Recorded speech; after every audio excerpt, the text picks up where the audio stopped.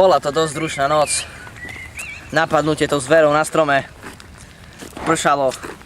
Zima, chlad. Cítim, že som podchladený. Vidíme, že okolo bola rosa, takže dosť pršal hustý dážď. Musíme teraz postupovať trošku rýchlejším tempom, aby sme mohli čím skôr tým nájsť civilizáciu, lebo v okolí tu nie je žiadna pitná voda.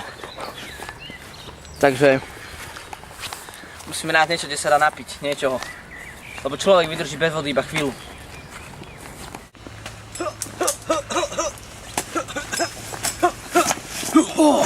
Čo sme tu našli? Poď, rýchlo, poď. Konečne nejaké, po tom dlhom čase jedlo sme našli. Ako, toto by som nikdy nevedel vidieť. Môže chodiť po zemi, kde nejaké zviera vylučovalo svoje oné, ale nemám na výber.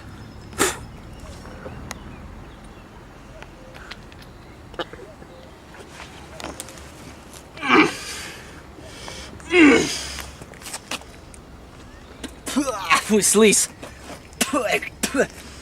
Ale má to veľa bielkovenej energie. A niekedy je to aj delikatesa na surovko. Natrafili sme na takú menšiu jaskinku a v džungli je známe, že v jaskyni žijú také zvieratá. Volá sa to, že sviňa jaskinná. A má to veľmi chutné mäsko, všetko, dá sa to pripraviť, ale môžeme to jesť aj za surová to zješ normálne všetko originál. A pokúsime sa ich nájsť, pojeme hlbšie do jaskyne.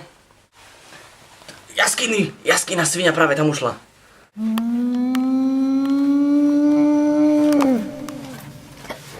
Je to dosť ťažké chytiť takéto zviera.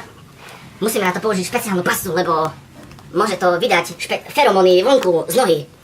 Je to nebezpečné. Ja sám po dlhých rokoch sa neodvážim ani sa toho dotknúť. Preto použijeme špeciálnu pasu.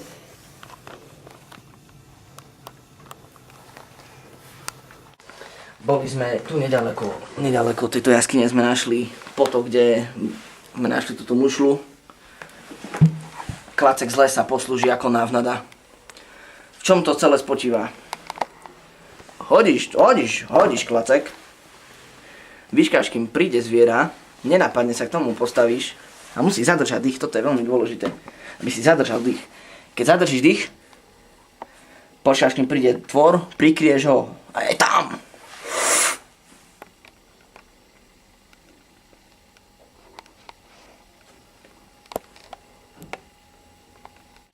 Dobre, vyzerá to, že sa nám niečo chytilo, ale môže sa stať, že samica volala na samca a ten môže na vás zaútočiť, takže len jemne sa dotkneme